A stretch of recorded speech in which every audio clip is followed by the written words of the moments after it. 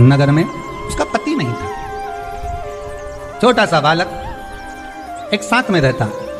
छोटा सा बालक। अब ब्राह्मण के घर की धर्म पत्नी है, ब्राह्मण कर्मकांड करने वाला, पूजन करने वाला, पाठ करने वाला, अनुष्ठान करने वाला, पूजन करने वाला, मंत्र जाप करने वाला, भगवत भक्ति में डूबने वाला ब्राह्मण तो चले गया, ब्राह्मणी बच्चे के साथ रह रही, क्या करे वो? अकेली निवास कर रही, अकेली रह रही है। और ब्राह्मणी बच्चे के साथ भ्रमण करती रहती, घूमती, कहीं कहीं दर दर जाकर कुछ भिक्षा को मांग कर लेकर आ जाती, और भिक्षा लाने के बाद में उस भिक्षा को जब लेकर आती तो अपने बच्चे को भी खिलाती और स्वयं भी उसका पान करती। एक दिन ब्राह्मणी भ्रमण करते करते प्रदोष काल के समय पर शिव मंदिर में प्रवेश करी, प्रदोष काल के समय, और शंकर मंदिर में जब प्रवेश करा, प्रदोष काल किसको कहते हैं?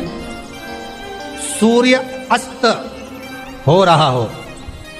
रात्रि प्रवेश कर रही हो, दोनों का जब मिलन हो रहा हो वो प्रदोष काल कहला। दोनों का जब मिलन, सूर्यास्त हो रहा हो, रात्रि अपना चरण बढ़ाने के लिए आगे बढ़ रही हो, और दोनों का जब मिलन हो रहा है वो प्रदोष काल है, वो प्रदोष का समय है। ब्राह्मणी मंदिर में प्रवेश कर रही, जब ब्राह्मणी मंदिर में प्रवेश करी, मंदिर के अंदर पहुंची, प्रदोष काल का समय था, प्रदोष का समय चल रहा था, और प्रदोष काल के उस समय में, प्रदोष काल के उस समय में जब ब्राह्मणी ने देखा कि कोई भगवान की भक्ति में लगा हुआ है, भगवान के रस तत्व में डूबा हुआ है, आज ब्राह्मणी के पास में कुछ पदार्थ नहीं है, अपने बच्चे का पेट भरने के लिए कोई सामग्री नहीं है, और कुछ आस लेके वो प्रवेश करिए, कुछ आस लेकर वो अंदर प्रवेश कर जाती है। कोई ऋषि की पत्नी, कोई ब्राह्मण जन की अर्धांगिनी उस प्रदोष के समय पर शंकर का अभिषेक पूजन कर रही थी, भगवान शिव की आराधना कर रही थी, भगवान की भक्ति में डूबी हुई, जब भगवान शिव की आराधना में डूबी हुई है, आराधना कर रही है, ये कुछ पाने के लिए चली, ये कुछ पाने के लिए गई, और इसके मन में आया कि मैं कुछ, मुझे भोजन का कोई पदार्थ मिल जाए, मुझे कुछ भोजन मिल जाए, और जब मुझे भोजन मिल जाएगा तब मैं जो पाऊंगी अपने बच्चे को भी पाऊंगी। पर जिस मंदिर में वो प्रवेश करी थी, जहाँ पर नारी पूजन कर रही थी शंकर की प्रदोष काल में, वहाँ पर पड़ी हुई कुछ वस्तु को इस ब्राह्मणी ने मांग लिया। मेरे बालक को बहुत भूख लगी है, मेरा बच्चा बड़ा भूखा है, इसके भोजन के लिए थोड़ी सी सामग्री दे दीजिए, इसके भोजन के लिए थोड़ा सा कुछ रस तत्व दे दीजिए। उसने उठाया थोड़ा सा पदार्थ, कुछ जो उसके पास में था वो दिया। जब दिया तो देने के बाद जब उसे प्राप्त हुआ, और होने के बाद में जब वो मिल गया उसको, तो उसने उस समय पर उस पदार्थ को जैसे ही मुख में लिया, लेते ही कहा इसमें तो स्वाद नहीं है, इसमें स्वाद नहीं है। उस ब्राह्मणी ने बड़ा सुंदर एक संवाद कहा। घर का जो बड़ा होता है ना, घर का जो बड़ा होता है, घर का बुजुर्ग जो होता है, घर का जो प्रथम स्थल प्राप्त करने वाला, मेन कुर्सी पर, अच्छी जगह पर जो बैठने वाला होता है ना, ब्राह्मणी कहती है वो कभी किसी वस्तु में ऐब नहीं देखता, मिनक नहीं निकालता। समाज के अन्नकूट होते हैं, समाज के जब अन्नकूट होते हैं महाराज, समाज के जब अन्नकूट होते हैं, बड़ी बड़ी समाजों में जब कार्तिक महीने में अन्नकूट महोत्सव होते हैं, बहुत सारा प्रसाद बनता है। जो बुजुर्ग होते हैं ना, बड़े समझदार लोग होते हैं ना, तो अन्नकूट की जब प्रसाद खाने बैठते हैं ना, उसमें नमक नहीं भी होता ना, तो नहीं बोलते कि इसमें नमक नहीं है।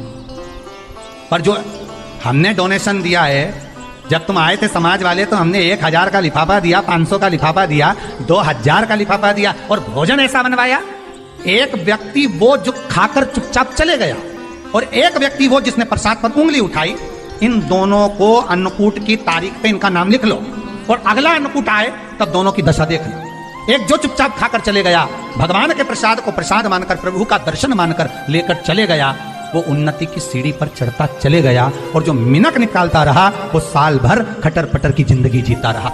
भगवान के प्रसाद में कभी भी ध्यान रखिएगा, भगवान के प्रसाद के अंतर्गत स्वाद की कोई मूलता नहीं होती। भगवान का प्रसाद स्वयं स्वाद। भगवान के प्रसाद में नमक नहीं देखना, मिर्ची नहीं देखना, भगवान के प्रसाद में शक्कर नहीं देखना, भगवान के प्रसाद में कुछ ये नहीं देखना कि कितना माल डाला, कितना घी, कितना बादाम, कितना काजू, कितना इलायची डाला। हाँ, यहां तक शास्त्र कहता है कि भगवान का प्रसाद अगर बन रहा है तो उसकी सुगंध भी नहीं ली जाती है महाराज। यहां तक शास्त्र कहता है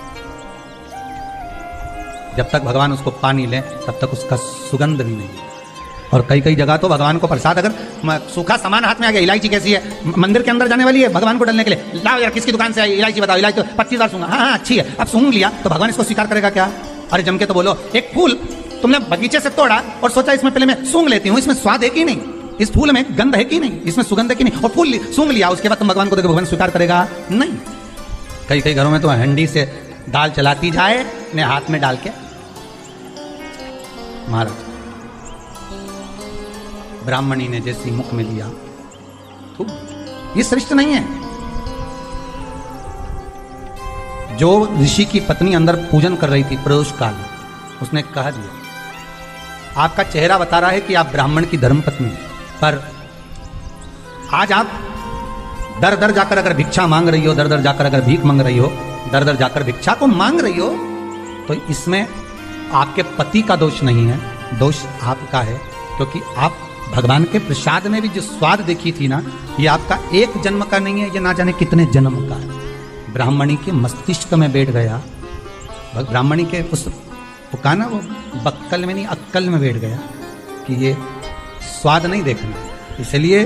प्रदोष व्रत के अंतर्गत ब्राह्मणी ने उस दिन से विचार कर लिया कि जैसे आप पूजन कर रही हो, जैसे आप अर्चना कर रही हो, जैसे आप आराधना कर रही हो, ऐसी आराधना, ऐसी पूजन, ऐसी भक्ति में भी करूंगी, ऐसी आराधना में भी करूंगी, अब मैं स्वाद नहीं देखूंगा। तो प्रदोष व्रत करने वाले को ध्यान रखना चाहिए कि नमक का सेवन ना करे, भोजन ना करे, फलाहार करिए, हल्का आहार करिए, प्रयास करिए। और यदि आपने व्रत का ले लिया भोजन का कि हम तो एक टाइम फलाहार करेंगे, एक टाइम भोजन करेंगे, ऐसा भी कई लोग प्रदोष ले लेते हैं, तो वो बात आपकी है, आप तक रखें, ठीक है, अपने मन, ठीक है, बाबा आपकी मनोकामना पूर्ण करे, वो भी पाओ। अरे भगवान को धन्यवाद दो कभी कभी कि तूने अच्छे घर में पैदा किया, अच्छा परिवार दिया, अच्छा पति दिया, अच्छी पत्नी दी, अच्छे बच्चे दिए, अच्छा कुटुंब दिया, घर दिया, दुकान दी, जमीन जायदाद दी, शरीर अच्छा दिया, हाथ पैर आंख नाक मुंह सब बढ़िया दिया, एक के भी निपटा के नहीं भेजा तूने। मान लो एक आध निपटा के भेज देता तो क्या झगड़ा करने ऊपर जाते? एक ही कान देता और एक गायब कर देता तो यहां से चिपका देता, क्या कर लेते? हाथ एक देता और एक गायब कर देता, क्या झगड़ा करने जाते ऊपर कि मुझे ऐसा शरीर दिया? नहीं, भगवान को धन्यवाद देना कि मुझे अच्छे घर में पैदा करा, कटोरा लेके वहां चुराए के नहीं बिठाए, तूने अच्छा घर दिया, 2 समय की रोटी दे रहा है, खूब जोरदार शरीर दिया, भजन करने का मुहूर्त दिया, और बचा कुचा था तो ये सियोर वाला महाराज दे दिया, कथा सुनाने वाला। शाम के समय पर प्रदोष काल में बेलपत्री के पेड़ के नीचे, चाहे शंकर के मंदिर के दरवाजे पर या शिव मंदिर में, अगर आप प्रदोष के दिन दिया लगाते हो, सोमवार के दिन दिया लगाते हो, तो ऐसा कोई व्यक्ति नहीं जिसको मेरे देवाधिदेव महादेव मेरा विश्वनाथ भंडार नहीं भरता हो, खाली नहीं छोड़ेगा, दे देगा, भंडार भर देगा, कमी तो नहीं रख सकता, ये पक्का। पर तुम करना ही नहीं चाह, 2-4 सोमवार करो और उसके बाद के तो महाराज जी हमने तो करा था, हमको तो मिला ही नहीं, 2-1 प्रदोष करा तुमने, अरे 1 साल करो, सारे दर बदर भी तो अपन ठोकर खा कर आए, इतना साल निकाला अपन ने, और 6 महीना 3 महीना 4 महीना भगवान से निवेदन तो करो, दिल से कहो तो सही, नी भंडार भरे तो बात दूसरी, एक बार बोलो तो। पर जगत के लोगों के सामने जाकर मत कहना, कहना तो देव अधिदेव महादेव से कह। प्रदोष व्रत करने वाले को प्रदोष के दिन प्रयास करना चाहिए कि रात्रि के समय पर आधा घंटा, 10 मिनट, 20 मिनट जागरण करे। जागरण मतलब थोड़ा भगवान का भजन कर लो, भले 4-5 माताएं इकट्ठी नहीं हो तो अपन अकेले ही कर लो, अपन अकेले कम है क्या भाई, अपन कम पढ़े, आराधना अकेले भी, जागरण करो। जब आपकी 11 प्रदोष हो जाए, 26 प्रदोष हो जाए, तब उद्यापन करो। उद्यापन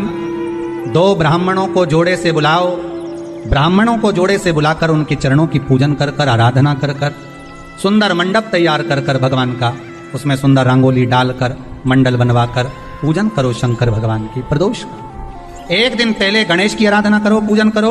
और प्रदोष वाले दिन जो मंडल बनाए हैं पूजन अर्चना करने के लिए, जो स्थान दिया है उसकी आराधना करो। खीर की आहुतियां दीजिए 108 बार,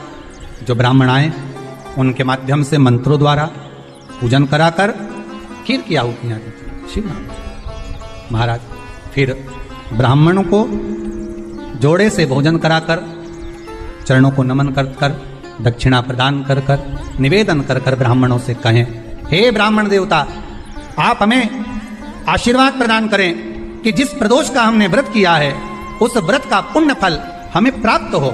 ऐसा ब्राह्मण चरण को नमन कर कर, प्रणाम कर कर उनसे अपने मस्तक पर अक्षत छुड़वाएं, फिर नमन कर कर, भोजन कराकर विदा करें। शाम को भगवान का जागरण करें, ऐसे प्रदोष व्रत का उद्यापन कर अपने जीवन को सार्थक बनाएं। ऐसा सुंदर प्रदोष व्रत का व्याख्यान वर्णन स्कंद पुराण में करा गया, वही स्कंद